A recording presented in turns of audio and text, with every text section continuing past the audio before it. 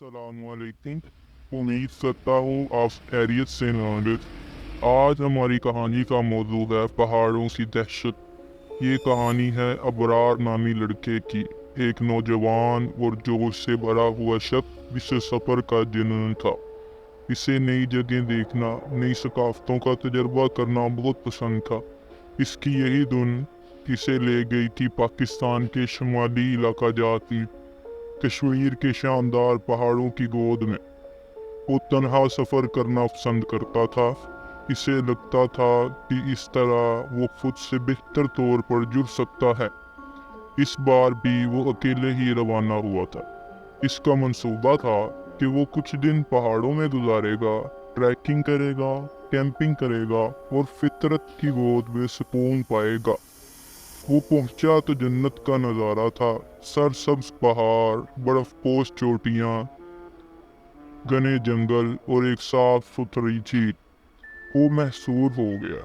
इसने अपना कैंप लगा लिया और छोटी सी वादी में, जहाँ से झील का नज़ारा बहुत खूबसूरत। पहला दिन तो सब कुछ ठीक रहा। वो ट्रेनिंग पर गया, झील के किनारे बैठकर किताबें पढ़ी और शाम को आग जलाकर इसके साथ बैठकर सितारों को देखता रहा। दूसरे दिन से हालात बदलने लगे।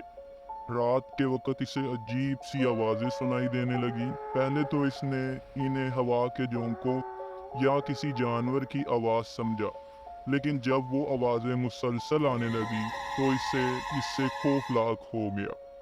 वो अपनी चादर ओढ़कर सोता रहा, लेकिन नींद इसकी आंखों से दूर भागती रही। सुबह उठा तो इसे लगा कि शायद गुज़िश्ता रात को वो सब ख्वाब था। लेकिन दिन ढलते ही वो आवाजें फिर शुरू हो गई। इस बार वो ज्यादा वाज़ेह थी।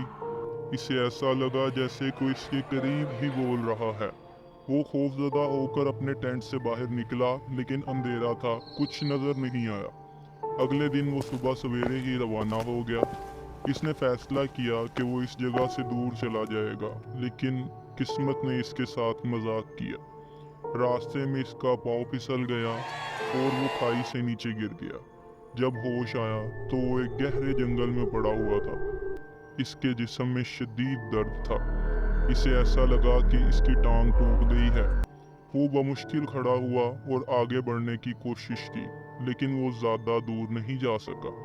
इसे एहसास हुआ कि वो गुम हो गया है। अंधेरे के साथ साथ खौफ भी इस पर छा गया।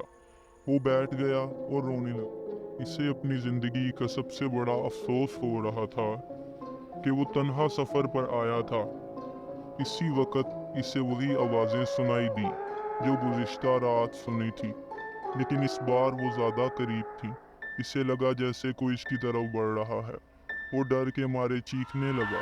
अचानक इसकी आंखों के सामने एक स्याह साये ने शक्ल इख्तियार कर ली। वो एक लंबा कद का आदमी था, जिसकी आंखें नहीं थीं। इसके हाथ लंबे और नाखून तेज थे। वो आदमी आहिस्ता आहिस्ता अबरार की तरफ बढ़ रहा था। अबरार की रूह कांपने लगी। इसे ऐसा लगा जैसे वो मौत के मुंह में जा रहा है। वो चीखता रहा, लेकिन इसकी आवाज जंगल की आवाजों में गुम हो गई। अगले दिन जब रेस्क्यू टीम पहुंची तो इसे जंगल में मुर्दा पाया। इसके जिस्म पर जख्मों के निशान और इसका चेहरा ओस से सफेद पड़ा था। इसके पास एक डायरी मिली जिसमें इसने अपने तजर्बे लिखे थे। डायरी के आखिरी सफ़े पर सिर्फ एक लफ्ज़ लिखा था, दहशत। ये थी अबरार की कहानी। एक ऐसी कहानी जिसने लोगों को पहाड़ों से डराने का काम किया। लोग अब तक इस कहानी को याद करते हैं और पहाड़ों में तन्हा जाने से डरते हैं।